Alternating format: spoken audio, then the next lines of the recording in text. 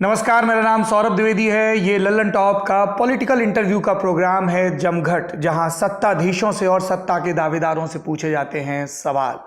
जमघट के आज के एपिसोड में हमारे मेहमान हैं महाराष्ट्र के पूर्व मुख्यमंत्री और मौजूदा उप मुख्यमंत्री देवेंद्र फडणवीस। बहुत बहुत स्वागत है आपका। धन्यवाद, बहुत बहुत धन्यवाद। लल्लन टॉप है, खुल के बात करेंगे। बड़ा अजीब लगा मुझे ये परिचय देते हुए कि पूर्व मुख्यमंत्री और मौजूदा उप मुख्यमंत्री। 30 जून 2022 राजभवन पहुंचते हैं पत्रकार। 2 कुर्सियां दिखती हैं, एक माननीय राज्यपाल महोदय की और एक उन एकनाथ शिंदे की जो सूरत और गुवाहाटी का देशाटन करके वापस आ गए थे। फिर तीसरी कुर्सी लग जाती है और हम लोग ये राजनीति का एक अद्भुत चमत्कार देखते हैं। देवेंद्र भाई, क्या हुआ था? क्योंकि हमने वो प्रेस कॉन्फ्रेंस भी देखी जिसमें आप कह रहे हैं कि हम सरकार को बाहर से समर्थन देंगे। ये 30 जून की कहानी बता दीजिए। देखिए, वैसे तो इसके पीछे की और आगे की कहानी अगर बतानी है तो मैं हमेशा कहता हूँ कि मैं एक वेब सीरीज़ निकालूंगा। अच्छा। और उसमें एक एक एपिसोड में एक एक कहानी बताऊंगा। लेकिन ये जो आपने सवाल पूछा है, तो एक्चुअली जिस समय ये हम लोगों ने तय किया कि अब शिंदे जी के साथ हम लोग जाएंगे, तो मेरा अपना मानना था कि शिंदे जी को ही मुख्यमंत्री हमने बनाना चाहिए। मैंने उनसे बात की, उसके बाद मैंने हमारे वरिष्ठों से भी बात की। हमारे वरिष्ठों को पहले लगता था कि अपने 115 है जी और हम लोग ये निर्णय कैसा करें, लेकिन बाद में हमारे जो हमारे हाईकमांड है उनको भी ये लगा कि नहीं, हम लोगों ने इसमें 2 चीज़ें, एक तो उनको भी कॉन्फिडेंस मिले, उनके लोगों को भी कॉन्फिडेंस मिले, दूसरा हम ये भी दिखाना चाहते थे कि भाई हम सत्ता के लालची नहीं है। हम अगर उद्धव ठाकरे जी को कोई शब्द देते कि भाई आपको बनाएंगे तो हम बनाते। हमने नहीं दिया था इसलिए नहीं बनाया, तो इसलिए हमने निर्णय किया। जब ये निर्णय हुआ उस समय मैंने पार्टी को ये कहा था कि मुझे बाहर रहने दीजिए। हम सत्ता के बाहर मैं रहूँगा, बाकी पार्टी रहेगी, ऐसा नहीं कहा था।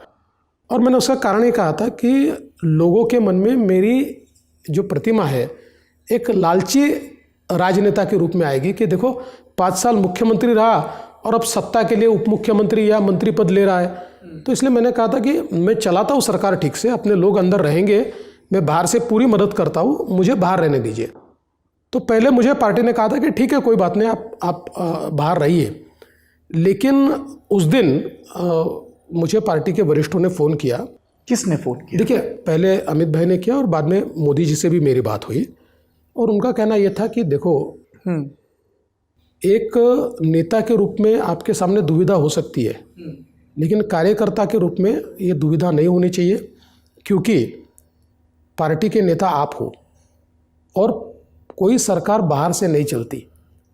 एक्स्ट्रा कॉन्स्टिट्यूशनल अथॉरिटी सरकार चलाए ये हमें मंजूर नहीं है। ये प्रधानमंत्री नरेंद्र मोदी ने आपसे कहा। बिल्कुल, उन्होंने कहा एक्स्ट्रा कॉन्स्टिट्यूशनल अथॉरिटी सरकार नहीं चलाती है, सरकार वही चलाते हैं जो अंदर होते हैं। और ये सरकार अगर ठीक से चलनी चाहिए ऐसा आपको लगता है तो उसमें आपके पास एक्सपीरियंस भी है, हम सबसे बड़ी पार्टी भी है, तो हमको इस सरकार को स्टीयर करना होगा और उसके लिए आपका अंदर रहना ज़रूरी है। तो उनके कहने के बाद तो कोई सवाल ही नहीं उठता था। मैंने हाँ कह दिया।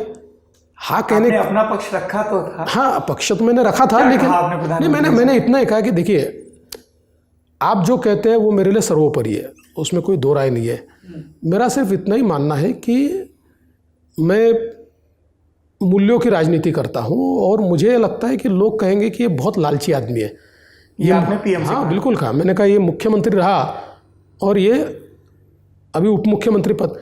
तो पीएम साहब ने मुझे कहा कि देखो, हमारे लिए पार्टी के नेता आप हो और अपनी पार्टी सरकार है, सरकार में जा रही है, तो आपने वहाँ होना चाहिए। तो इससे ज़्यादा तो पीएम साहब के साथ आर्ग्यूमेंट का तो कोई सवाल उठता नहीं है। पीएम साहब को अपनी बात कह देते। और मैं आज कह सकता हूँ, देखिए, उस समय मैंने तो पीएम साहब ने कहा, मैंने स्वीकार भी लिया, मैंने बुझे मन से स्वीकार किया। हाँ, थोड़ा मैं झूठ क्यों बोलूँ, मुझे लग रहा था कि अपन गलत कर रहे, लोग क्या बोलेंगे। लेकिन साहब, उसके बाद जिस प्रकार से पीएम साहब ने ट्वीट किया, जिस प्रकार से पार्टी ने उसको एक प्रकार से उठाया, और मैं सच कहता हूँ, देश भर से नेताओं के, कार्यकर्ताओं के, मुख्यमंत्रियों के फ़ोन आए और उन्होंने कहा कि हमको आप पर नाज है, आपने पार्टी के लिए पद स्वीकारा। तो मुझे इतना कॉन्फिडेंस आया, मैंने कहा अरे ये तो गलत नहीं हुआ है, ये तो अगर इस प्रकार से ये संदेश जा रहा है तो अपने को जो लगता था ऐसा संदेशा नहीं जा रहा है। और उसके बाद फिर मैंने पलट कर नहीं देखा, मैं सरकार में काम कर रहा हूँ, पूरी ताकत से कर रहा हूँ। तारीखों की बात कर रहे हैं तो 20 नवंबर 2019 की तारीख की भी बात करते हैं, जब खबर आई कि एनसीपी के नेता, तब एनसीपी एक ही थी जी, अब आप लोगों की बदौलत दो हो गई हैं, शरद पवार की प्रधानमंत्री नरेंद्र मोदी से मुलाकात हुई। आपको दिल्ली से क्या ब्रीफ आया इस मीटिंग के बारे में, या आपके अच्छे दोस्त अजित पवार ने आपको 20 नवंबर की शाम को क्या बताया? देखिए इसके लिए थोड़ा पीछे जाना पड़ेगा जी। हम लोग चुनकर आए, चुनकर आने के बाद उद्धव जी ने मुख्यमंत्री बनने के लिए हमारे से बातचीत बंद कर दी और कांग्रेस और एनसीपी से बातचीत शुरू की। व्हेन यू से बातचीत बंद कर दी, तब जब चुनाव के नतीजे आए उसके बाद क्या देवेंद्र फडणवीस और उद्धव ठाकरे की कर्टसी कॉल भी नहीं हुई एक दूसरे को बधाई देते हुए? देखिए जैसे नतीजे आना शुरू हुए 24 अक्टूबर, तो मैंने एक 4 बजे उनको फ़ोन किया, मैंने उनको बधाई दी। मैंने कहा उद्धव जी हम लोग साझा प्रेस कॉन्फ्रेंस करेंगे या अलग अलग करेंगे? तो उन्होंने कहा नहीं, मैं तो अभी प्रेस कॉन्फ्रेंस कर रहा हूँ और आप अपनी उसके बाद करिए। तो मैं सीधा कार्यालय पहुँचा और मैंने उनकी प्रेस कॉन्फ्रेंस देखी, तो मैं बड़ा अचंभित हो गया। उन्होंने प्रेस कॉन्फ्रेंस में ये कहा कि भाई हमारी 65 सीटें आई है और हमको तो मुख्यमंत्री पद चाहिए जी, और अगर वो नहीं मिलता है तो हमारे सारे रास्ते खुले हैं। उसी समय मेरी अमित भाई से बात हुई, हमारे अध्यक्ष जी से वगैरह सबसे बातचीत हुई, तो उनका कहना था कि भाई ये स्टेटमेंट को गंभीरता से लेना चाहिए, गंभीरता से लेना चाहिए। मुझे ये लग रहा था कि इसमें उतनी गंभीरता नहीं है, भाई ये तो अपने साथ है, ठीक है थोड़े निगोसिएशन वगैरह होगा जो करना है। तो आपको क्या ये लगा कि ज़्यादा मंत्री पद के लिए? हाँ, मेरा अपना मानना था कि शायद हो सकता है एक प्रेशर क्रिएट कर रहे हैं कि अच्छे पोर्टफोलियो मिले, ज़्यादा मंत्री पद मिले, हमारी भी मानसिकता थी देने की। लेकिन धीरे धीरे ये ध्यान में आया कि उद्धव जी हमको टाल रहे हैं, और सबसे बुरी बात तो ये हुई कि एक नाथ शिंदे जी है या बाकी लोग हैं, इन्होंने मुझे कहा कि आप उद्धव जी से डायरेक्ट बात कीजिए। तो मैंने उद्धव जी को मैसेज भेजा उनकी भाई बात करना चाहता हूँ। उनके पीएस ने मुझे मैसेज भेजा कि साहब 11:30 बजे आपसे बात करेंगे। मैंने 11:30 बजे फ़ोन किया, बोले उद्धव जी बिज़ी है। ये रिजल्ट आने के अगले दिन? हाँ, 2 दिन 3 दिन बाद की बात होगी। फिर फ़ोन किया, कहा उद्धव जी बिज़ी है। और फिर उनके यहाँ से एक व्यक्ति जिसने बाद में फ़ोन किया, उसने मुझे कहा कि देखो देवेंद्र जी, आपसे हमारा रिश्ता बन गया है, आपके और हमारे अच्छे संबंध है, मैं आपको बता देता हूँ, प्लीज़ मैंने बताया मत बोलिए, उद्धव जी आपसे बात नहीं करने वाले हैं। और उद्धव जी ने मेरे से बात ही नहीं की, क्योंकि उनकी बातचीत उधर चल रही थी। इसके चलते जब बातचीत आगे जा रही थी, ऐसे समय कांग्रेस उसमें एक मतलब पार्टी थी, लेकिन कांग्रेस हाईकमांड अटकी हुई थी। कांग्रेस हाईकमांड उसको ग्रीन सिग्नल नहीं दे रही थी। तो इसलिए ये सारी असमंजस की परिस्थितियाँ थी। वो किसी के थ्रू हमको मैसेज भेजते लेकिन बात नहीं करते हमारे से। इस बीच एनसीपी से हमको एक खबर आई कि भाई एनसीपी की मानसिकता है कि देश में राज्य में स्टेबल गवर्नमेंट देनी है, इसलिए हम साथ में आए।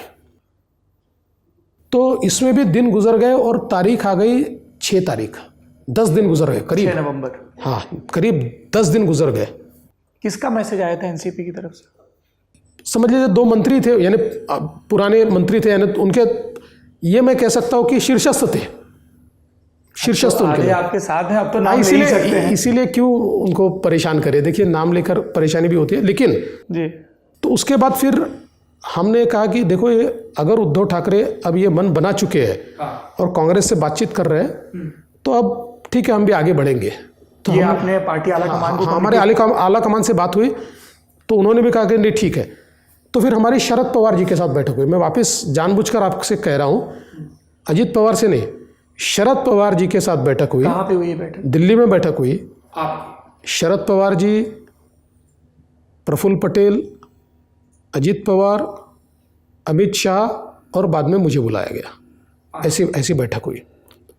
इस बैठक में यह तय हुआ कि बीजेपी और एनसीपी मिलकर सरकार बनाएंगे और मेरे पर और अजित दादा पर ये जिम्मेदारी डाली गई, हम बैठ के निगोशिएट करें और निगोशिएट करके सारी चीज़ें फाइनल करें। कौन सा मंत्रालय किसके पास रहेगा, पालक मंत्री कौन होगा? अभी मैं आपको तारीख बताता हूँ। 11 नवंबर को सुबह मुझे फ़ोन आया पवार साहब का, और पवार साहब ने कहा कि देखो बाकी चीज़ें तो ठीक है, पर मैं अजीत को भेज रहा हूँ, गार्डियन मिनिस्टर के पद भी फाइनल कर दीजिए। जी। तो मैंने कहा ठीक है। हम बैठे, वो भी पद हमने करीब करीब 1-2 पदों पर हमारे अड़चन आई, इतना सब किया। और उसके बाद एक सारा फाइनल होने के बाद एक समय ऐसा आया कि सोनिया जी ने हाँ कह दिया, उद्धव को हाँ कह दिया गठबंधन में लाने की। और फिर पवार साहब ने एक हिसाब लगाया कि हाँ, देवेंद्र फडणवीस मुख्यमंत्री 5 साल का रहा है, पावरफुल मुख्यमंत्री है, उसके ऊपर उधर अमित शाह है, उनके ऊपर मोदी जी है, तो ये सरकार में मैं जाऊँ तो ये सरकार मेरे हाथ से तो नहीं चलने वाली। इस सरकार का फॉर्मूला क्या था? Devendra Fadnavis CM, Ajit Pawar deputy CM. DCM. और अगर मैं उद्धव ठाकरे के साथ सरकार बनाऊं तो मैं चला पाऊंगा। सारी चीज़ें होने के बाद एन वक्त पर वो पीछे हट गए। यानी मैं आपको एक और बहुत अंदर की बात बताता हूँ जी।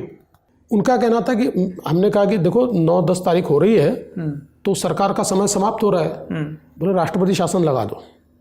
ये शरद पवार जी ने कहा। हाँ। बोले मेरे को इसका फ़ायदा ये है कि राष्ट्रपति शासन लग जाएगा तो मैं 8 दिन घूमूंगा महाराष्ट्र में, और 8 दिन बाद आकर कहूँगा कि देखो महाराष्ट्र के लोगों का, भले हम अलग अलग लड़े, लेकिन महाराष्ट्र के लोगों का कहना है कि स्टेबल गवर्नमेंट चाहिए और बीजेपी और साथ में आओ, इसलिए हम साथ में आ रहे।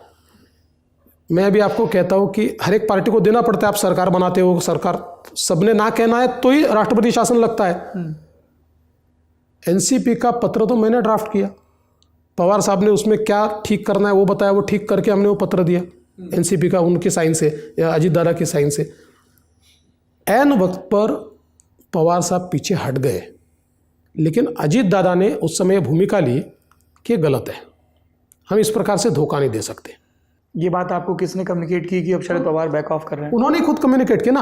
अच्छा। आप जिस मीटिंग की बात कर रहे हैं जी, उस मीटिंग में वो जाकर मिले प्रधानमंत्री जी को, और प्रधानमंत्री जी को उन्होंने कहा कि देखिए मैंने अमित भाई से सारी बात की थी, हमारा सारा तय भी हुआ था और हम करना भी चाहते थे, लेकिन मेरी पार्टी से अंतर्गत विरोध हो रहा है, मेरी पार्टी के लोग नहीं चाहते, इसलिए मैं ऐसा मानता हूँ कि अभी कुछ समय के लिए मैं इनके साथ सरकार तैयार करता हूँ, इवेंचुअली हमको आपके साथ आना है।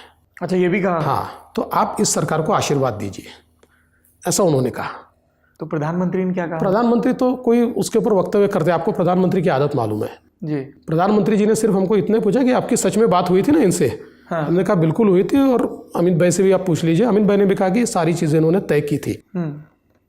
उस समय अजीत दादा ने ये निर्णय किया कि ये नहीं सही है, गलत है, और इस प्रकार से आप मुझे आगे करके सारा करते हो, सबसे बात मुझे करने लगाई आपने, और अब आप पीछे हो रहे हो, तो ये मेरी पॉलिटिक्स में नहीं बैठता, मैं साथ जाऊंगा। और अजीत दादा ने कहा मैं आऊंगा, और उनके लोग लेकर अजीत दादा हमारे साथ है, हमने शपथ ली 23 नवंबर 2019। अब तय ये हुआ था जी, चूंकि पार्टी के प्रमुख शरद पवार जी थे और काफ़ी अड़चनें उसमें थी, तो हमने ये तय किया था कि ये शपथ हो गई है। नॉर्मली अभी हमारे जो रूल्स ऑफ बिजनेस है उसमें पहले अध्यक्ष का चुनाव होता है, उसके बाद वोट ऑफ कॉन्फिडेंस होता है। कोर्ट में केस थी, तो कोर्ट में हमने कोर्ट को कहा कि देखिए जो रूल्स है उस रूल्स के हिसाब से आप हमको अलाउ कीजिए। हमको पता था हमारे पास मेजॉरिटी है, हम अध्यक्ष को चुन कर लाएंगे, अध्यक्ष अगर चुन के आएगा तो आगे की चीज़ें बाद में जो है, क्योंकि कई प्रश्न उठने वाले थे, तो प्रश्नों के ऊपर फिर हम जवाब दे पाएंगे। योग्यता अयोग्यता तो वहीं तय होनी है। ऐसा नहीं कह सकते, लेकिन एटलीस्ट अनबायस्ड होगा, बायस नहीं होगा। हाँ। तो इस दृष्टि से, लेकिन अनफॉर्चुनेटली सुप्रीम कोर्ट ने फैसला दिया कि ये कुछ नहीं होगा, सीधे हाथ उठाकर वोट ऑफ कॉन्फिडेंस होगा, खुला मतदान, खुला। तो उससे उन लोगों की मतलब एक प्रकार से सदस्यता खतरे में पड़ सकती थी। तो हमने उनको कहा आप चले जाइए, और वो वापस चले गए। वापस चले गए और फिर वापस आ भी गए। हाँ, देखिए वो वापस क्यों आए, जिस समय हमारी सरकार ये बनी जी, शिंदे जी के साथ, उस समय हम जब सरकार बना रहे थे जी, उस समय भी उन लोगों के ध्यान में जब आए कि सरकार बन रही, तो उन्होंने हमको कहा कि हमारे साथ सरकार बनाओ। अजित पवार ने। हाँ, मतलब उन लोगों का कहना था। तो हमने कहा कि आप अपने लोगों को पूछ लो, हमारा तो इनके साथ पक्का है। तो उनकी पार्टी में, मैं आपको अंदर की बात बताता हूँ, आप कभी अजीत दादा से कंफर्म कर लेना, सारे एमएलएज ने साइन की थी कि बीजेपी के साथ जाना है, सारे, ऑल एनसीपी के ऑल एमएलएज ने। और पवार साहब को बोला था, सबने जाकर मिलकर बताया था, और पवार साहब ने एक प्रकार से उनको हरी झंडी भी दी थी। उसके बाद का जो एपिसोड हुआ है, ये भी आपके 21 जून 2022 में जब एकनाथ शिंदे की बगावत हुई तब की बात कर रहे हैं? हाँ, तब की बात कर रहा हूँ जी। यानी सेकंड राउंड जो हुआ, तो उस समय भी वो लोग हमारे साथ आना चाहते थे। उसके बाद क्या हुआ कि ये भी आपको मैं पहली बार बता रहा हूँ कि उनके यहाँ ये तय हुआ एनसीपी में, पवार साहब के यहाँ, कि पवार साहब की मौजूदगी में मैं आपको बहुत अंदर की बात बता रहा हूँ, ये एनसीपी की लीडरशिप ये सुप्रिया ताई और अजीत दादा को दी जाएगी। पवार साहब रिटायरमेंट लेंगे, सुप्रिया ताई नेशनल प्रेसिडेंट बनेगी, अजीत दादा स्टेट प्रेसिडेंट बनेंगे, और वो मिलकर ये तय करेंगे कि हमको बीजेपी के साथ जाना और बीजेपी के साथ आएंगे। उस हिसाब से पवार साहब ने इस्तीफा भी दे दिया और वापस ले लिया। तो एक प्रकार से अजीत दादा के ये बाहर आने का कारण क्या है, ऐसा 4 बार पवार साहब ने किया कि अजीत दादा को सामने किया, खुद पीछे हट गए और अजीत दादा को विलन बनाया। तो अजीत दादा के ध्यान में आया कि किसी को हीरो बनाना है, इसलिए मुझे विलन बनाया जा रहा है। और तब जाकर अजीत दादा को समझ में आया कि अब यहाँ मेरा अस्तित्व नहीं रह सकता, ये मुझे समाप्त कर देंगे, और वो बाहर निकले। बार बार इस बातचीत में देवेंद्र जी अजित पवार का जिक्र आ रहा है। आपके समर्थक, भाजपा के समर्थक पूरे प्रदेश में, और जब मैं पूरा प्रदेश कह रहा हूँ तो विदर्भ के चंद्रपुर और भंडारा गोंदिया से लेके कोंकण के सावंतवाड़ी तक का जिक्र कर रहा हूँ, रत्नागिरी तक का जिक्र कर रहा हूँ, वो कहते हैं भाजपा पूरे प्रदेश की पार्टी, अब विदर्भ की पार्टी नहीं है, वो मराठवाड़ा की, वेस्टर्न महाराष्ट्र की, कोंकण की, खानदेश की भी पार्टी, ये एक एक ज़िले की पार्टी हैं। अजित पवार बारामती, जो पुणे का एक हिस्सा और आसपास का इलाका, पुणे मान लीजिए, और ये ठाणे और कल्याण, और ये लोग पिगी राइड कर रहे हैं बीजेपी के ऊपर। इस तरह की बातें आप तक भी पहुंच रही होंगी कि भाजपा की पीठ पर सवार होकर ये 2 नेता अपना अस्तित्व बनाना चाहते हैं, और इसीलिए लोकसभा चुनाव में जहां जहां बीजेपी का सिंबल नहीं है, दिक्कत आ रही है। देखिए, पहली बात तो यह है कि हम लोगों ने अलायंसेस क्यों किए, ये तो सबको पता है। और विशेष रूप से शिवसेना को जब हमने साथ में लिया, तो शिवसेना या शिंदे जी, इनके साथ एक हमारा इमोशनल अलायंस है। अजीत पवार के एनसीपी के साथ हमारा इमोशनल अलायंस नहीं है, वो हमारा पॉलिटिकल अलायंस है। क्योंकि हम लोग एक दूसरे के खिलाफ रहे हैं, बहुत लड़े हैं, लेकिन राजनीति में एक समय आता है कि जब पॉलिटिकल अलायंसेस होते हैं, देश में हुए हैं, उस प्रकार से हमने किया। हो सकता है अगले 10 साल में वहाँ भी इमोशनल अलायंस हो, लेकिन जिस नेचुरलिटी के साथ हमारे और शिंदे जी के अलायंस को हमारे कार्यकर्ताओं ने स्वीकारा जी, उतना नेचुरली अजित पवार जी के अलायंस को नहीं स्वीकारा। बिल्कुल 2-3 महीने मुझे लगे लोगों को समझाने में कि हमने क्यों किया है, लेकिन हमारे कार्यकर्ता इस बात को समझे कि जिस समय मोदी जी को या अपनी पार्टी को आइसोलेट करने का प्रयास हो रहा है, ऐसे समय हम लोग अगर आइसोलेशन में चले जाए तो ये राजनीतिक सूझबूझ नहीं है।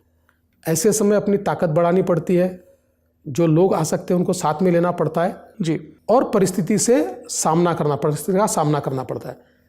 उसी हिसाब से हम लोगों ने एनसीपी को अपने साथ लिया है। अब देखिए, ये बात तो सही है कि बीजेपी सबसे बड़ी पार्टी है, ये दोनों पार्टियां जो है आज चूंकि टूट हुई है तो कुछ वोटर तो उधर रह गया है, कुछ वोटर इनके साथ आया हुआ है, तो पूरा वोटर का कॉन्फिडेंस लाने के लिए इनको तो समय लगेगा। तो वो समय जो उनको लगने वाला है वो बीजेपी कंपेंसेट करे या डेफिसिट को कंपेंसेट करे और बीजेपी उनको साथ देकर मौका दे ताकि उनका पूरा वोटर वो ला सके। तो मुझे ऐसा लगता है कि ये चुनाव ऐसा चुनाव है जिस चुनाव के रिजल्ट के बाद वो अपने आप को पूरा एस्टेब्लिश कर पाएंगे और अपने वोटर को ला पाएंगे। तब तक अगर वो बीजेपी का साथ दे रहे हैं तो बीजेपी तो उनका साथ देना ही पड़ेगा। जरा 3 सीटें हैं लोकसभा की, वहाँ पे मुझे अलायंस की ये ज्योमेट्री समझा दीजिए। एक सीट है ठाणे की, एक सीट है नासिक की और एक सीट है अमरावती की। शुरुआत अमरावती से करते हैं। बच्चू कडू के खुल के बयान, हम यहाँ नवनीत राणा को हराने के लिए चुनाव लड़ रहे हैं, आपके साझेदार हैं उनकी प्रहार पार्टी। देखिए ऐसा है कि नवनीत राणा वहाँ से 2 बार लड़ी, एक बार चुनकर आई, एक बार कम वोटों से हारी थी जी। अभी वो सीट जो है वो उद्धव जी के ज़माने में शिवसेना लड़ती थी, पहले हमारी सीट थी, बाद में शिवसेना कई सालों से उसको लड़ रही थी। आनंद राव अडसुल जी। हाँ। अभी नवनीत राणा जी ने बीजेपी में प्रवेश किया तो नेचुरल फार्मूला हमारा है कि जो सिटिंग कोई भी एमपी हो, एमएलए हो, जिस पार्टी में जाएगा उस पार्टी को सीट मिलेगी, तो सीट हमको मिली। अब जहाँ तक बच्चू कडू का सवाल है तो बच्चू कडू जी का और जो रवि राणा है हमारे नवनीत राणा जी के पति और जो विधायक है, सीनियर विधायक है, इनकी आपस में बहुत ज़्यादा तनातनी है, लोकल पॉलिटिक्स है। आपने दोस्ती कराने की कोशिश नहीं की? अच्छा, दोनों इंडिपेंडेंट है या दोनों अपनी छोटी छोटी पार्टियां लेकर चलते हैं, बड़ा कठिन होता है ऐसे समय दोस्ती कराना, क्योंकि वर्चस्व की लड़ाई है उनकी। इनको लगता है कि जिला मेरा है, इनको लगता है मेरा वजूद है, तो उनकी लड़ाई है। हमने थोड़ा प्रयास किया कि नवनीत राणा को जब हम दे तो बच्चू कडू हमको मदद करे, लेकिन उन्होंने एक सार्वजनिक भूमिका ले ली कि नहीं करेंगे। उन्होंने अपना उम्मीदवार भी खड़ा किया और उन्होंने उस उम्मीदवार के पीछे वो और एक और एमएलए उनकी पार्टी के है जी, वो दोनों एमएलए, वो और दूसरे एमएलए, वो उनके उम्मीदवार के पीछे रहे। ठीक है, अब जो उनका फैसला है वो तो एक अलग पार्टी है, हम उस पर क्या कर सकते हैं। जहाँ तक थाना का सवाल है, थाना ओरिजिनली बीजेपी की सीट थी जी। 5 बार बीजेपी जीती, उसके बाद फिर वो सीट आनंद दिघे जी के समय हमने शिवसेना को जी 7 बार उस पर शिवसेना भी जीती। अभी ये सीट ऐसी है कि ये बहुत ज़्यादा हिंदुत्ववादी सीट है और यहाँ पर 3 कॉरपोरेशन आती है, बहुत बड़ी सीट है। मतलब देश की ज़्यादा जनसंख्या वाली सीटों में या ज़्यादा वोटर संख्या वाली सीटों में की एक सीट है। इसमें नई मुंबई की पूरी कॉरपोरेशन आती है जहाँ 2/3 मेजोरिटी हमारी है। इसमें मीरा भाईंदर की पूरी कॉरपोरेशन आती है, वहाँ भी 2/3 मेजोरिटी हमारी है। और इसमें थाना की कॉरपोरेशन आती है जहाँ शिंदे जी की मेजोरिटी है और सेकंड नंबर पे करीब करीब हम लोग हैं जी। यहाँ 6 विधायक है, 6 में से 4 विधायक बीजेपी के हैं, 2 विधायक, एक शिंदे जी स्वयं है और एक उनके विधायक है प्रताप सरनाइक। तो कुल मिलाकर हमारी सीट है। हम लोगों को ये लगता था कि पुरानी रामभाऊ माळगी, रामभाऊ कापसे की सीट है, हमको वापस मिलनी चाहिए। हमने बहुत प्रयास किया, लेकिन शिंदे जी ने एक लॉजिक रखा कि देखिए मैं खुद वहाँ रहता हूँ, मैं वहाँ का एमएलए हूँ, 7 बार से सीट हमारे पास है और जिनको मैं गुरु कहता हूँ वो आनंद दिघे जी ने ये सीट शिवसेना को मांग कर ली थी। और जब उनका अनुयायी मुख्यमंत्री है, ऐसे समय अगर मैं सीट छोड़ दूंगा तो मैं मेरे लोगों को क्या फेस करूंगा, उनको मुंह कैसे दिखाऊंगा। और उनकी इस बात को हम लोगों ने गंभीरता से लिया, उनकी अड़चन को समझा, हमने वो सीट उनको दे दी। पर आपके आशीर्वाद से वहाँ संजीव नाइक तैयारी कर रहे थे? नहीं, तैयारी तो पूरी थी। देखिए वो सीट ऐसी है, मैं आपको झूठ नहीं बोलता, संजीव नाइक जी लड़े या बीजेपी का कोई भी लड़े तब वो सीट चुनकर आती थी और अभी भी शिवसेना की सीट अच्छे से चुनकर आएगी, कोई दो राय नहीं है। नासिक का जहाँ तक सवाल है, नासिक भी शिवसेना की सीट थी जी, लेकिन राष्ट्रवादी कांग्रेस को लगता था कि हमको ये सीट लड़ानी है और विशेष रूप से भुजबल जी को लड़ाना चाहिए। और हम लोगों को भी लगता था कि भुजबल जी को लड़ाने का एक अपना फायदा है, भुजबल जी एक दबंग नेता है, तो इसलिए हम लोगों ने भी कहा ठीक है कोई बात नहीं आप लीजिए। लेकिन उस पर भी शिंदे जी का ये मानना था कि मेरी सिटिंग सीट आप मत मांगो, वो मेरी सिटिंग सीट है।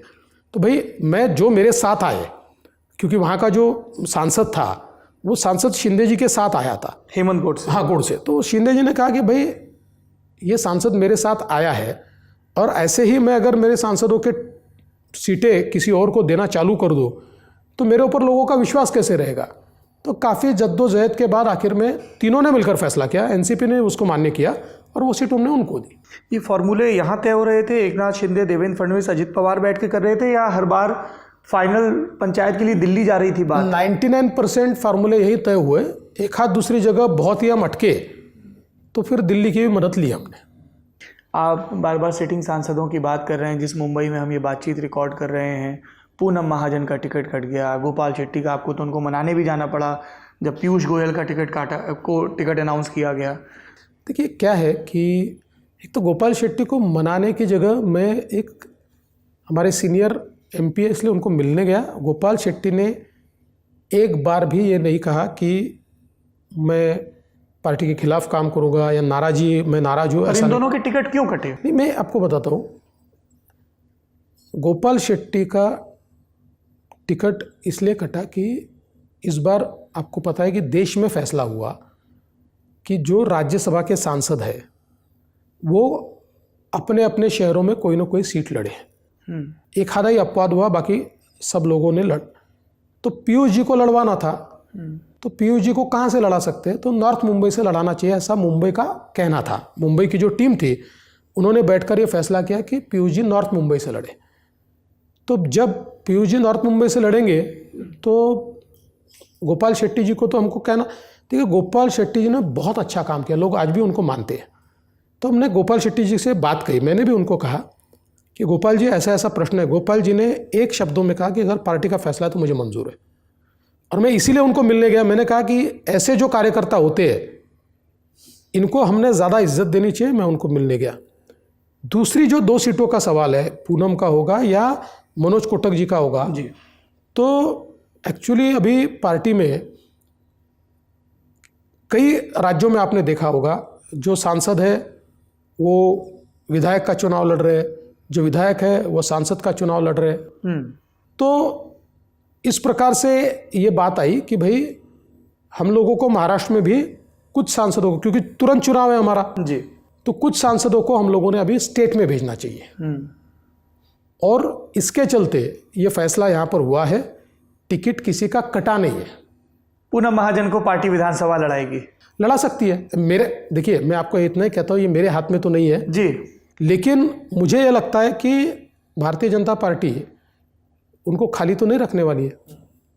आप सरकार की बात कर रहे हैं और आपके हाथ की बात, मेरे सामने 30 जून 2023 का देवेंद्र फडणवीस जी का बयान है। जुलाई 2023 में शिंदे कैबिनेट का विस्तार होगा। कैबिनेट का विस्तार अभी तक नहीं हुआ। 1 क्वार्टर, 2 क्वार्टर, 3 क्वार्टर, 9 महीने से ज़्यादा बीत चुके हैं। क्या वजह है सर? देखिए क्या हुआ, आपकी बात सही है और मैं ये बात कबूल भी करता हूँ कि ये ज़्यादा डिले हो गया, इतना डिले नहीं होना चाहिए था। लेकिन चूंकि बीच में हमारे अजित पवार जी की एंट्री हुई, उस एंट्री के बाद बहुत रीअलाइनमेंट्स हमको करने पड़े, तो उसके चलते वो थोड़ा टल गया। और फिर टलते टलते 6 महीने पर लोकसभा दिखने लग गई, तो उसके कारण वो वापस टल गया। लेकिन मैं लल्लन टॉप पर आपके माध्यम से महाराष्ट्र वासियों को बताना चाहता हूं कि लोकसभा के तुरंत बाद शिंदे जी के मंत्रिमंडल का विस्तार होगा। खैर इसका फैसला तो शिंदे जी करेंगे क्योंकि वो मुख्यमंत्री का अधिकार होता है, पर मेरी जहाँ तक जानकारी है उस जानकारी के आधार पर कहता हूँ कि ये विस्तार होगा। तो 14 मंत्रियों की जो पोस्ट खाली है, विधायक लोग अपना सीवी नए सिरे से रिफ्रेश करना शुरू कर दें। हम लोग मजाक में कहते हैं कि नए सिरे से जैकेट सिलाओ। नए सिरे से जैकेट सिलाओ। अच्छा एक बात बताइए देवेंद्र जी, आप सार्वजनिक जीवन में हैं, आपका, आपके पिताजी गंगाधर राव जी का, सबका एक ही पार्टी का जनसंघ और संघ का आधार रहा, तो आपको वो टेंशन नहीं है कि मेरी पार्टी बदली या विचारधारा बदली? पर ये जो नए नए दोस्त हैं आपके, जैसे अजित पवार, आपकी वो क्लिप चलती है अजित दादा चक्की पीसिंग, अब तो कहाँ दे धड़ाधड़ क्लीन चिट मिल रही है अजित दादा को। नहीं देखिए, आज नहीं मिली है, मैं आपको जानकारी के लिए बताता हूँ। ये जो सिंचाई घोटाले के सारे आरोप मैंने लगाए थे जी, 2010-11 में लगाए थे। एक विधायक था मैं और उस समय मैंने लगाए थे, और मेरे आरोप जब उसकी जांच हुई तो कई आरोप सही पाए गए। सिंचाई घोटाला हुआ था महाराष्ट्र में। कई दर्जनों सीनियर इंजीनियर्स, चीफ इंजीनियर के स्तर के, एग्जीक्यूटिव इंजीनियर के स्तर के, ये सारे दोषी पाए गए। कुछ लोगों का सस्पेंशन हुआ, कुछ नौकरी से हटाए गए, कुछ लोगों को चार्जशीट हुआ और कुछ लोग कन्विक्ट भी हुए, एक्चुअल कन्विक्शन भी हुआ इस मामले में।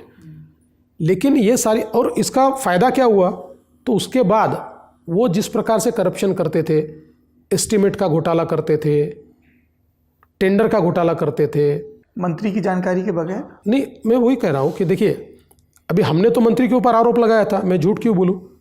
या फिर जिस प्रकार से पोस्ट टेंडर अपडेशन करते थे और जो हाई टेंडर उसको लो दिखाते थे, ये सारी चीज़ें बदली, इस पर नए कानून बने, नए रूल्स बने, तो ये सारी चीज़ें बदली, सुधार भी हुआ।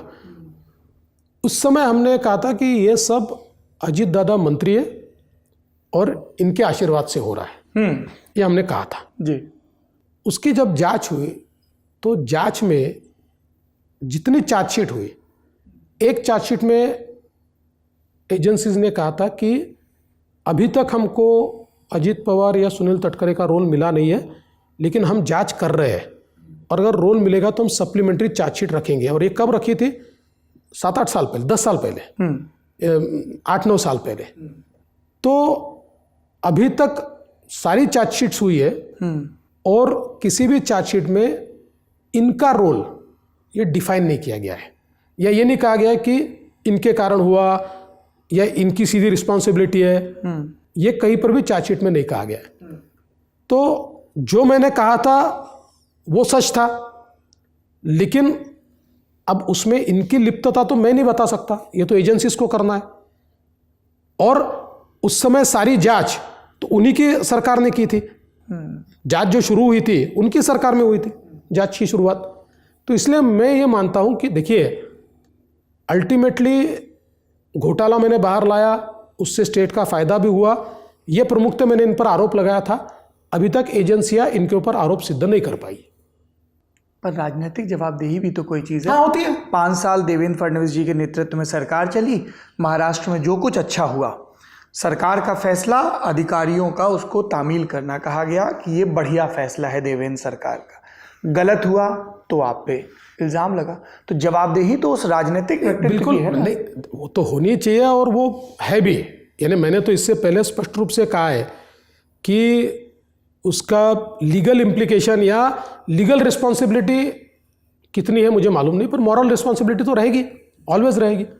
ऐसी एक और मॉरल रिस्पॉन्सिबिलिटी की बात करते हैं। 24 सितंबर 2023 बैद्यनाथ शुगर फैक्ट्री बीड में, पराली में छापा पड़ता है जीएसटी का, और नए सिरे से बात होती है कि पंकजा मुंडे के बगावती तेवरों को शांत कर दिया गया है। जिस दिन से हम लोग महाराष्ट्र की राजनीति में भाजपा के सत्ता के शिखर पर आने के बाद से अतिरिक्त नज़र रख रहे हैं, सब कुछ ठीक नहीं चल रहा है पंकजा ताई और देवेंद्र भाऊ के बीच। क्या है ये दावत? लगातार बयानबाजियां, कभी डायरेक्टली कभी इनडायरेक्टली। अच्छा, पिछले 10 सालों में मेरा एक बयान आपने देखा है? एक, चलो मेरा खुला चैलेंज है, ओपन चैलेंज, कि 10 वर्षों में डायरेक्टली या इनडायरेक्टली पंकजा ताई के खिलाफ मेरा बयान आप दिखाइए। कभी नहीं। देखिए, मैं एक बात आपको बोलता हूँ, मेरे मुंडे जी से बहुत व्यक्तिगत संबंध थे और एक इमोशनल भी मेरा बॉन्डिंग उनके साथ हमेशा रहा। और जहाँ तक पंकजा ताई का सवाल है, वो जिस समय मुंडे जी गुजरे, हमारे बीच नहीं रहे, जून 2014 जी, मैं पार्टी का अध्यक्ष था। मैंने पंकजा ताई को सीधे कोर कमेटी में लिया, मैंने पंकजा ताई की यात्रा निकाली, मैं हमेशा पंकजा ताई के पीछे खड़ा रहा। और आप अगर पंकजा ताई को भी पूछेंगे तो वो भी इस बात को कहेंगे कि हमारे बीच कोई अदावत नहीं है, कोई इलविल नहीं है। आज भी हम समझ लीजिए कि हफ्ते में 1 बार 2 बार बात करते हैं। आपने जितनी प्रामाणिकता से देवेंद्र जी ये कहा कि मेरा एक बयान दिखाइए, पंकजा जी के कितने बयान हैं? देखिए मैं एक बात बोलता शिव हूँ, शक्ति यात्रा क्यों निकाल रही थी वो? मैं एक बात बोलता हूँ कि उनके जो बयान है वो बयानों का कभी इंटरप्रिटेशन सही होता है, कभी इंटरप्रिटेशन गलत भी होता है। कई बार क्या होता है ना कि आप किसी को ब्रांड कर देते हो ना, तो फिर वो कोई भी बात कहे तो उसके 10 इंटरप्रिटेशन निकल सकते हैं। खैर उनके बारे में तो वो बता पाएगी, पर मैं आपको बहुत स्पष्ट शब्दों में कहता हूँ कि पंकजा ताई के साथ मेरा बहुत अच्छा रिश्ता है, कोई हमारी अदावत नहीं है, और जब भी मुझे मौका मिलता है मैं उनके साथ खड़ा हूँ, ताकत से खड़ा हूँ। और आपने जो बैद्यनाथ की बात कही जी, वो भी देखिए, स्टेट जीएसटी ने कुछ नहीं किया इसमें, सेंट्रल जीएसटी का कुछ बकाया उसके ऊपर था, और सेंट्रल जीएसटी आपको पता है फेसलेस काम करती है। ये फेसलेस काम में सेंट्रल जीएसटी, क्योंकि वो ये तो नहीं देखती कि इसके अध्यक्ष पंकजा ताई है या देवेंद्र फडणवीस है, अजित पवार है। पर उन्हीं पंकजा ताई का ये बयान है कि जैसे सरकार ने दूसरी चीनी मिलों की मदद की, अगर हमारी करती तो ये स्थिति नहीं आती। देखिए उनकी चीनी मिल की मदद करने को सरकार तैयार थी। स्वयं हमारे अमित भाई ने उनको कहा था कि आपका प्रपोजल दीजिए। वो जो मदद का जो क्राइटेरिया था, उस क्राइटेरिया में 2-3 क्राइटेरिया में वो नहीं बैठ रहे थे, इसलिए उस समय उनको मदद नहीं हो पाई। अभी हम लोगों ने क्राइटेरियाज अमेंड किए हैं, और उनको अमित भाई ने भी कहा है कि अब अमेंडेड क्राइटेरियाज में आप आइए, आपको मदद मिलेगी। पर कुल जमा अमित शाह को देवेंद्र फडणवीस और पंकजा मुंडे के बीच बैठ के पंचायत करनी पड़ी। कभी नहीं, आज तक नहीं, नेवर। अच्छा, आज तक नहीं। एक और आपके पुराने मित्र हैं, 21 अक्टूबर 2020 का उनका बयान है, मुझे पार्टी से जबरन बाहर कर दिया गया, मुझे केंद्रीय नेतृत्व या बीजेपी से कोई दिक्कत नहीं, मैं देवेंद्र फडणवीस के कारण पार्टी छोड़ रहा हूं। एकनाथ खड़से जो फिर से कहते हैं 7 अप्रैल 2024 को 15 दिन में मेरी पार्टी में वापसी हो जाएगी। 15 के 30 हो गए, 30 के 45 हो गए, एकनाथ खड़से भाजपा में वापस नहीं लौटे, क्या वजह है सर? आएंगे ना। देखिए केंद्रीय नेतृत्व जब फैसला करता है, वो फैसला हमारे लिए सर्वोपरि है, और केंद्रीय नेतृत्व से मेरी बात हुई है, और वो जिस दिन कहेंगे और जिसके लिए कहेंगे, एकनाथ खड़से जी नहीं। कहाँ अटकी, कहाँ है बात? अभी चुनाव वगैरह चल रहा है, उसमें अटकी होगी बात। सर कितने लोग तो ज्वाइन करते हैं रोज। तो अब देखिए ये तो केंद्रीय नेतृत्व को भी पता है, लेकिन वो जिस दिन कहेंगे उस दिन इनका प्रवेश हम करेंगे। देखिए हमारे लिए व्यक्तिगत किसी के साथ हमारी दुश्मनी नहीं है जी, और जो खड़से साहब की भी जो केस हुई मैंने तो नहीं की थी, मेरा तो कोई संबंध नहीं था उसके साथ। आपको भी पता है उस समय क्या हुआ था जी। अब होता तो यह है कि जो प्रमुख होता है उसी पर सब गुस्सा निकालते हैं, तो हम पर निकाला तो हमको कोई प्रॉब्लम नहीं है, हम तैयार। देखिए जब पार्टी बड़े बड़े पदों पर बैठा कर हमको बड़ा बनाती है तो हमारी भी जिम्मेदारी है कि 2 गाली खा ले, हम खाते हैं, कोई फर्क नहीं पड़ता। यही बात आप विनोद तावड़े के समर्थकों से भी कहेंगे? कहा गया कि पहले तो 2019 में उनका विधानसभा का टिकट निपटाया गया जैसे एकनाथ खड़से का, और फिर ये इंश्योर किया गया कि राज्य की राजनीति से उनकी विदाई हो जाए। अब तावड़े जी राष्ट्रीय नेता तो हो गए हैं, पर जिस महाराष्ट्र में उनका मन लगता है वहाँ पे वो सक्रिय नहीं है। ये ऐसा नहीं है। देखिए पहली चीज़ तो ये है कि जिस समय 2019 की टिकट फाइनल हुए जी, महाराष्ट्र ने यूनानिमसली तावड़े जी का नाम दिया था। पार्लियामेंट्री बोर्ड में भी यूनानिमसली हम लोगों ने तावड़े जी का ही नाम दिया, दूसरा नाम नहीं दिया था। वहाँ अप्रूव भी वो हो गया। उसके बाद पार्टी में ये निर्णय हुआ कि कुछ लोगों को रोका जाए और पार्टी का काम दिया जाए, उसमें तावड़े जी थे, इसलिए उनको रोका गया। उस समय का भी मेरा बयान आप देख लीजिए जी। मैंने उस समय भी कहा था कि तावड़े जी को पार्टी के काम के लिए रोका हुआ है, तावड़े जी का टिकट नहीं कटा है। ये मैंने बयान उस समय मुख्यमंत्री के तौर पर दिया था, और तावड़े जी स्वयं सेंटर में जाना चाहते थे। मुझसे और चंद्रकांत दादा पाटिल से तावड़े जी ने बात की कि भाई मैं सेंट्रल बीजेपी में काम करना चाहता हूँ। हम दोनों ने जाकर सेंट्रल बीजेपी को रिक्वेस्ट की कि महाराष्ट्र के कोटे से आप जो सचिव या महासचिव लेते हैं आप तावड़े जी को लीजिए, नाम मंगाते हैं हमारे से। हमने तावड़े जी का नाम दिया था, उन्होंने उनको सचिव बनाया। बाद में उन्होंने जो अच्छा कार्य किया तो उनको महासचिव बनाया गया। तो इसलिए, और मुझे ऐसा लगता है कि बीजेपी में पार्टी का महासचिव बनना बहुत बड़ा पद है ये।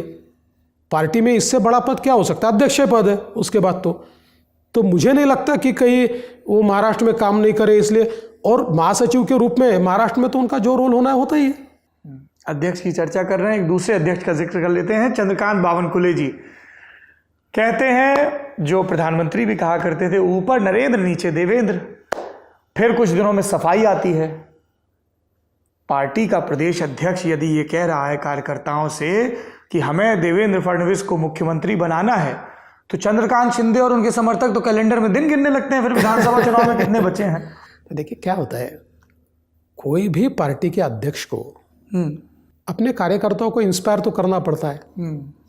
अब देखिए, हमारे सारे कार्यकर्ताओं के सामने अगर हमारे अध्यक्ष चंद्रशेखर बावनकुले जी ये कहे कि नहीं अपने को मोदी जी के लिए काम तो करना है देश में, लेकिन महाराष्ट्र में अपने को किसी दूसरे नेता के लिए काम करना है, तो जो आम कार्यकर्ता होता है ना, वो उसको एक इंस्पिरेशन की ज़रूरत होती है। उसको क्या होता है, भाई अपना चीफ मिनिस्टर बनेगा ऐसा बोलो तो। अब जैसे शिवसेना के कार्यकर्ताओं के सामने अगर कोई ये कहे, कौन सी वाली शिवसेना? शिवसेना एक ही है, बाकी वो उबाठा है, वो जो अच्छा। हाँ उबाठा सेना है, वो शिवसेना एक ही है, वो यानी एकनाथ शिंदे जी की जी। तो वहाँ कोई ये करे कि नहीं अपने को अजीत पवार के लिए काम करना है, अपने को देवेंद्र फडणवीस, उनको भी वो इंस्पिरेशन नहीं मिलेगा। उनको जब ये कहा जाएगा नहीं अपना सीएम बनने वाला है काम करो, तो एक ज़्यादा नेचुरली वो फुट सोल्जर होता है बेचारा, उसका इंस्पिरेशन क्या होता है, उसको मोदी जी के लिए काम करना है, अपने सीएम के लिए काम करना है। तो उस हिसाब से बावनकुले जी का बयान था। लेकिन हम लोगों के जब ये ध्यान में आया कि इससे कहीं ना कहीं सीएम साहब की पोजीशन को हम अंडरमाइन कर रहे हैं, तो मैंने भी बावनकुले जी से बात की और उन्होंने भी स्वयं उसकी स्पष्टता लाई। तो मुझे लगता है कि ये कोई गंभीर विषय नहीं है, छोटा विषय था। जब हम विधानसभा चुनाव में आएंगे तब ये स्पष्टता होगी कि इस गठबंधन का मुख्यमंत्री पद का चेहरा कौन है। सबसे बड़ी पार्टी, सबसे ज़्यादा सीटों पर लड़ने वाली भारतीय जनता पार्टी का नेता होगा। देखिए, ये स्पष्टता हो भी सकती है और नहीं भी हो सकती है। मैं इसलिए कहता हूँ, भारतीय जनता पार्टी की स्ट्रैटेजी आपने अभी देखी, असम में भी देखी, छत्तीसगढ़ में भी देखी, मध्य प्रदेश में भी देखी, राजस्थान में भी देखी। तो भारतीय जनता पार्टी विधानसभा का चुनाव जी ये कई बार बिना चेहरे का लड़ती है, कई बार चेहरे के साथ भी लड़ती है। तो इसलिए इसका फैसला तो बीजेपी का पार्लियामेंट्री बोर्ड लेगा। जी देखिए, बीजेपी सबसे बड़ी पार्टी है और सबसे बड़ी पार्टी रहने वाली है, गठबंधन में भी सबसे बड़ी पार्टी रहने वाली है। पर इसका मतलब ये नहीं है कि सबसे बड़ी पार्टी है इसलिए उसी का मुख्यमंत्री बनेगा। मुख्यमंत्री कौन बनेगा इसका फैसला हमारे साथी पार्टियों के साथ विचार विमर्श करके और हमारा केंद्रीय नेतृत्व लेगा। और हमारा केंद्रीय नेतृत्व जो निर्णय करे, शिंदे जी को वापस मुख्यमंत्री करने का निर्णय करे, तब भी हम उनके साथ हैं। जो निर्णय वो करे उस निर्णय के साथ हम खड़े हैं। अच्छा, एक निर्णय का और महाराष्ट्र में इंतजार हो रहा है और एक एक्टिविस्ट हैं जो आपको बहुत कोसते हैं, हमारे ललन टॉप के इंटरव्यू में भी उनका नाम है मनोज जरांगे पाटिल। कहते हैं, मैं सरकार को चुनौती दे रहा हूँ, हार नहीं मान रहा हूँ, इसलिए फडणवीस मुझे बदनाम करने और ये सुनिश्चित करने के लिए मैं भूख हड़ताल के दौरान ही मर जाऊँ सब कोशिशें कर रहे हैं। ये इतनी क्या नाराज़गी है? ये इल्ज़ाम वो एकनाथ शिंदे पे नहीं लगा रहे हैं जो सरकार का चेहरा है, देवेंद्र फडणवीस पे लगा रहे हैं। देखिए, क्या होता है कि अल्टीमेटली सभी को ये पता है कि महाराष्ट्र में जी बीजेपी का वजूद क्या है। जहाँ तक उनका सवाल है, मैं ऐसा मानता हूँ कि वो एक आंदोलन से ऊपर आए हुए व्यक्ति है। राजनीति की जितनी सूझबूझ होनी चाहिए वो आंदोलन से आए हुए व्यक्ति को एक साथ उतनी सूझबूझ होती नहीं है। तो एक इमोशनल टाइप के व्यक्ति है।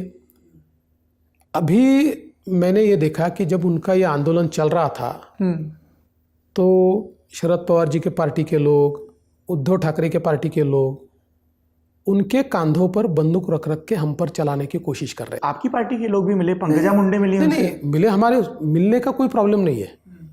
उनके कंधे पर बंदूक रखकर हम पर चला रहे थे।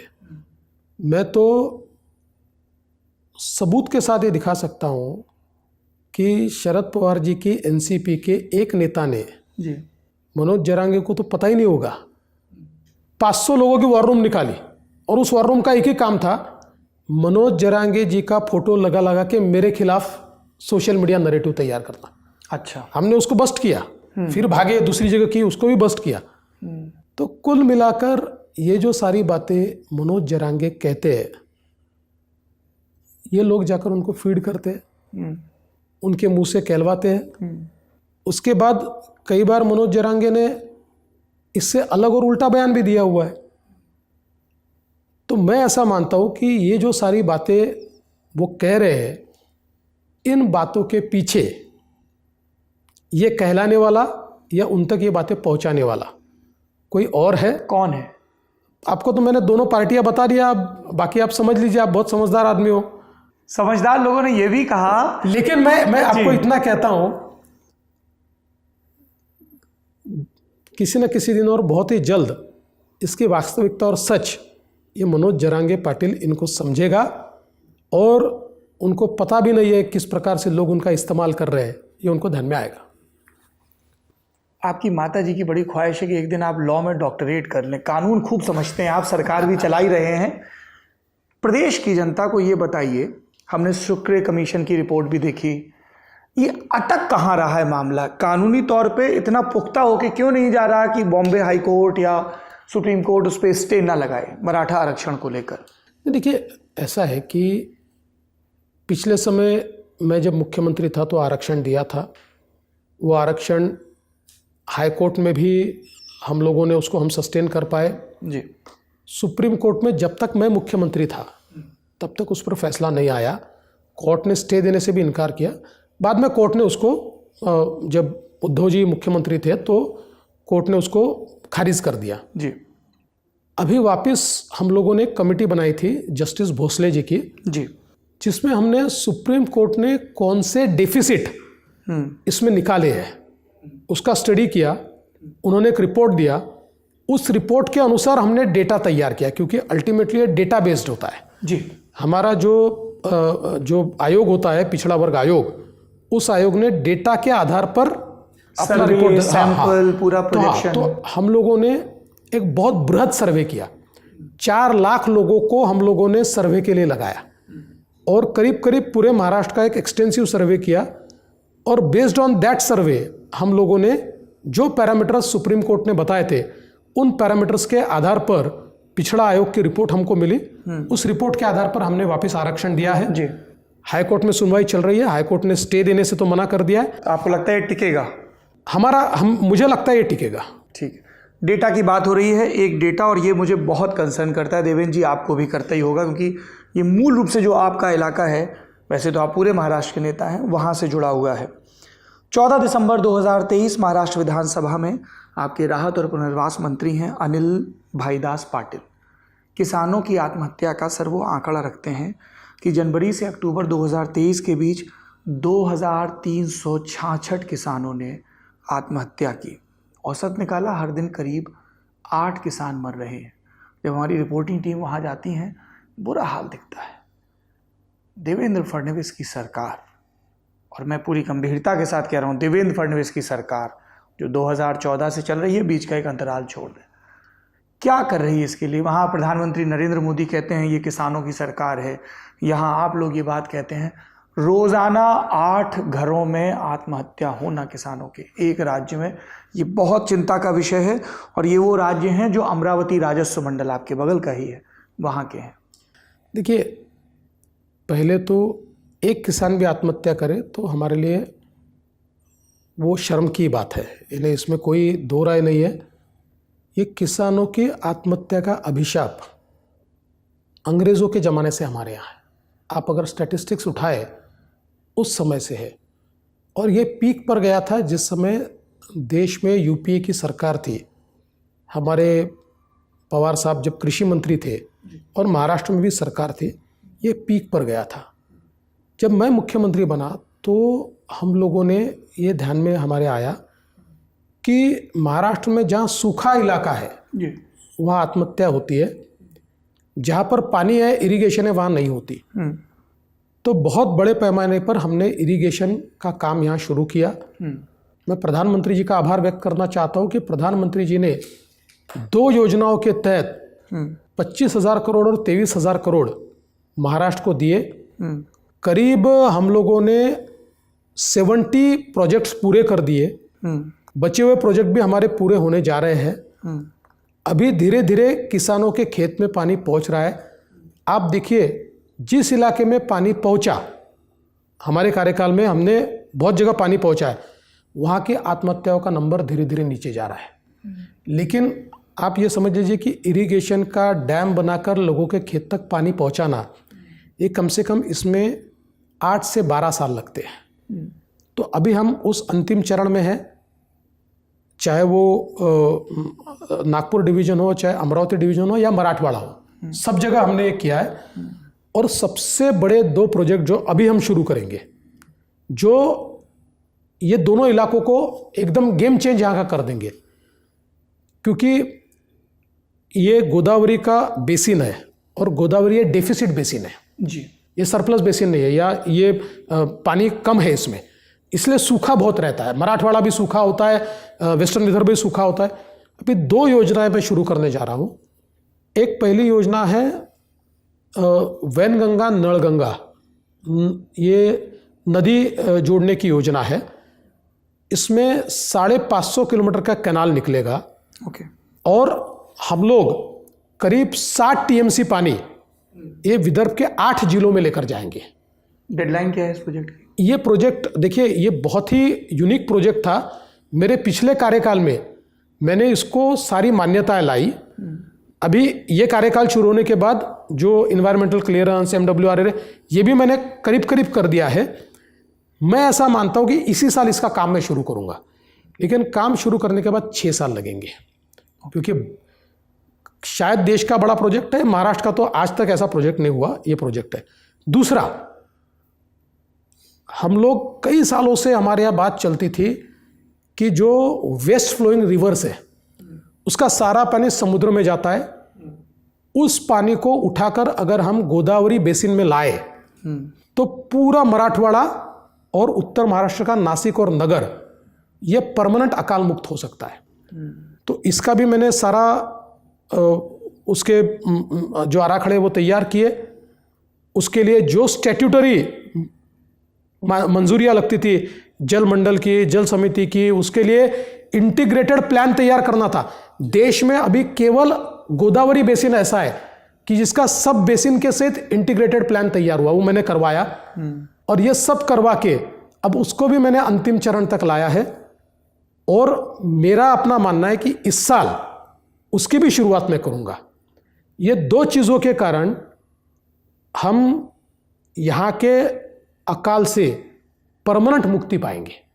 और जब खेत को पानी मिलेगा तो ही आत्महत्या कम होगी, क्योंकि आज किसान आत्महत्या इसलिए करता है कि वो नेचर पर डिपेंडेंट है। एक साल बारिश आती है तो इतनी आती है कि फसल डूब जाती है, एक साल नहीं आती तो आती ही नहीं है, फसल उगती नहीं है। इसलिए और फिर लोन का दुष्चक्र चालू होता है। अभी 2-3 बार लोन वेवर भी हो गया, लेकिन लोन वेवर से नहीं हो सकता, पानी देना पड़ेगा, और वो हम दे रहे हैं। आपके इस मतलब अभी तक के सारे सवाल political, there was a different Devendra Fadnavis. जैसे ही एक आया प्लानिंग इम्प्लीमेंटेशन, आपके चेहरे की द्युति बदल गई। पर मुंबई यही सवाल आपसे पूछ रहा है कि जिस प्लानिंग और इम्प्लीमेंटेशन का काम BMC का है, आप उसका चुनाव ही नहीं करवा रहे हैं, टालते चले जा रहे हैं। तो मुंबई वाले इस प्लानिंग इम्प्लीमेंटेशन के लिए क्या करें? देखिए, पहली बात तो यह है कि हम लोग चाहते हैं कि BMC का चुनाव हो और तुरंत हो। चुनाव हमने नहीं टाला है, सुप्रीम कोर्ट ने स्टे दे के रखा है, और हमने भी लगातार सुप्रीम कोर्ट में रिप्रेजेंटेशन किया हुआ है। और मेरा अपना मानना है कि अगले महीने 2 महीने में सुप्रीम कोर्ट इस पर अंतिम फैसला देगा। तो इसलिए ये चुनाव को, हमको चुनाव चाहिए। सरकार ने जाके ये कहा कि आप अनंत काल के लिए देश की सबसे बड़ी म्युनिसिपल बॉडी का चुनाव नहीं टाल सकते। ये क्यों अटका है? ये कांग्रेस और उद्धव जी के काल में जी हमारा OBC रिजर्वेशन खत्म हो गया था जी, जो स्थानिक संस्थाएं है उसमें से। फिर हमारी सरकार आई, हमने वो OBC रिजर्वेशन बहाल किया। तो सवाल अभी सुप्रीम कोर्ट में ये अटका हुआ है कि ओबीसी रिजर्वेशन बहाल हुआ तो आगे जाएगा, लेकिन पीछे इससे पहले जिनके चुनाव अनाउंस हुए थे या जिनका कार्यक्रम चालू हुआ था उनको लागू होगा कि नहीं। तो हमारा स्टैंड था कि उनको लागू होना चाहिए, क्योंकि हमने अब सारी पूर्तता की है, तो आप वहां के ओबीसी को महरूम नहीं कर सकते। उसके ऊपर स्टे है, तो हम लगातार ये कह रहे हैं कि आप स्टे हटाइए, लेकिन विधानसभा चुनाव से पहले हो जाएंगे बीएमसी चुनाव? हो सकते हैं, लेकिन अभी मुंबई की बारिश भी आपको पता है, और बारिश के तुरंत बाद विधानसभा के चुनाव है, लेकिन कोर्ट का है तो हो सकता है साथ में ही करवा लीजिए विधानसभा। हाँ, हमको क्या प्रॉब्लम है, लेकिन चूंकि स्टेट आपका जो आखिरी गढ़ है, आप बोलते भी हो मैं डेंजरस विपक्ष का आदमी हूँ, उद्धव के धोखे का बदला मैंने धोखे से दिया, उनको बीएमसी से भी हटाने की आपकी चाह तो होगी ही। नहीं, बीएमसी तो हम पक्का जीतेंगे, क्योंकि 25 सालों में बीएमसी में उन्होंने केवल मात्र भ्रष्टाचार किया है, कुछ किया नहीं है। आप ये कहते हुए अपने ऊपर भी इल्जाम लगा रहे हैं कि आप साझेदार थे उस बीएमसी में। इसलिए हमारे ऊपर इल्जाम नहीं लगता। न कभी हमें मेयर पद मिला, न कभी हमें स्टैंडिंग कमेटी पद मिला, ये सारे पद उनके पास रहे, और सत्ता पक्ष का नेता भी उनका ही रहा हमेशा। और कॉर्पोरेटर वो चुप रहे इस भ्रष्टाचार पे? नहीं, हमने तो जब उठाना उठा, और पिछले 2.5-3 सालों में तो हमने इतना संघर्ष किया है, बहुत संघर्ष किया। देखिए, आज जो बदली हुई मुंबई है उसमें उद्धव जी का कंट्रीब्यूशन क्या है? अटल सेतु हमारा कंट्रीब्यूशन है, कोस्टल रोड हमारा कंट्रीब्यूशन है, एसटीपी हमारा कंट्रीब्यूशन है, मेट्रो हमारा कंट्रीब्यूशन है, अंडरग्राउंड मेट्रो हमारा कंट्रीब्यूशन है। हमारा कहना है, मेरा नहीं, हमारे का मतलब हमारी सरकार का और मोदी जी का, ये मोदी जी का कंट्रीब्यूशन है। ये बदली हुई मुंबई जो आज दिख रही है, 25 साल में उद्धव जी ने कुछ नहीं किया। कब बात हुई आपकी आखिरी बार उद्धव ठाकरे जी से? लास्ट फोन कॉल तो होता ही नहीं है। नहीं ना, वो जो मित्र हैं जो दुभाषिए का संदेशवाहक का काम कर रहे थे, उनके थ्रू संदेशों का आदान प्रदान लगता है कि उन्होंने संदेशवाहक को भी फायर कर दिया है। और इसको लेके उद्योग जगत में भी पर्याप्त चिंताएं हैं। नहीं, उद्योग जगत में चिंता होने का तो कोई कारण नहीं है। आप चिंता। आखिरी सवाल, उद्धव ठाकरे जी का खूब जिक्र हुआ। एक नेता है महाराष्ट्र के, राज ठाकरे जी। 2024 का लोकसभा चुनाव है, हम 2019 का लोकसभा चुनाव देख रहे थे। वीडियो दिखाया करते थे रैलियों में, लाओ रे वीडियो। सुर बदल गए उनके 5 साल में, क्या मंत्र फूंका आपने? देखिए, उन्होंने खुद अपने सभाओं में कहा, उन्होंने कहा कि 14 में मैं मोदी जी का सबसे पहला और सबसे बड़ा प्रशंसक था। हाँ। 19 में नहीं था, क्योंकि मेरी अपेक्षा कुछ और थी, मेरी अपेक्षाएं पूर्ण नहीं हुई। हाँ। लेकिन आज मैं इस नतीजे पर पहुंचा हूं कि जो कर पाएंगे वो मोदी जी कर पाएंगे, कोई कर नहीं सकते, इसलिए मैं मोदी जी के साथ हूं। उनकी अपेक्षाओं में तो मुंबई साउथ या शिरडी की सीट भी थी। एक भी नहीं दिया आपने? नहीं, एक के लिए तो आप राजी हो गए थे, फिर बात कहाँ अटक गई? बात इसलिए अटकी कि सीट तो थी शिंदे जी के पास, शिंदे जी भी देने को तैयार थे, लेकिन शिंदे जी का कहना यह था कि ये धनुष्य बाण की सीट है, धनुष की सीट है, तो आप हमारा सिंबल लीजिए। उनका कहना था कि मेरे पास सिंबल है, मैं आपका सिंबल कैसे लूँ? इन्होंने कहा कि भाई मैं मेरा सिंबल यहाँ से हटा नहीं सकता। तो अल्टीमेटली उन्होंने कहा कि चलो विधानसभा के समय देखेंगे, आज मैं बिना किसी शर्त के आपको सपोर्ट कर दूँ। देवेंद्र जी इतनी ईमानदारी से जवाब दे रहे हैं, बता ही दीजिए महाराष्ट्र की जनता को ईमानदारी से कि क्या तय हुआ है राज ठाकरे के साथ बीजेपी का पैक्ट? क्या देंगे विधानसभा में, या उसके पहले ये जो कैबिनेट का फेरबदल है उसमें समायोजित करेंगे? नहीं, वो भी कब से सत्ता के बाहर देखी नहीं उन्होंने सत्ता। कैबिनेट के फेरबदल में उनको लेने का कोई उनके साथ बातचीत भी नहीं हुई है, और विधानसभा में सीटों पर वगैरह कोई चर्चा उनके साथ नहीं हुई है, क्योंकि राज ठाकरे जी का एक स्वभाव है, जब ये सारी बातें चल रही थी उन्होंने अचानक कह दिया चलो छोड़ो, आपको तकलीफ है, मैं बिना किसी शर्त के आपको सपोर्ट करता हूँ, मुझे राज्यसभा भी नहीं चाहिए, मुझे विधान परिषद भी नहीं चाहिए, जो देना है वो बाद में देखेंगे। राज्यसभा का ऑफर था भी? नहीं, ऐसे बातचीत चल रही थी कि भाई आप चलो, आपको अगर दक्षिण मुंबई नहीं दे सकते तो राज्यसभा ले लो या कुछ ले लो, मुझे कुछ नहीं चाहिए, जो करना है फिर विधानसभा के समय देखेंगे। चलिए, समय बड़ा बलवान है मित्रों, और देवेंद्र जी के सहयोगी मुझे अभी डांट भी लगाएंगे, क्योंकि जो समय तय हुआ था उस परिधि से हम काफ़ी आगे चले गए, पर हमारा लोभ ऐसा ही होता है कि जनता के ज़्यादा से ज़्यादा सवाल पूछे जाएं।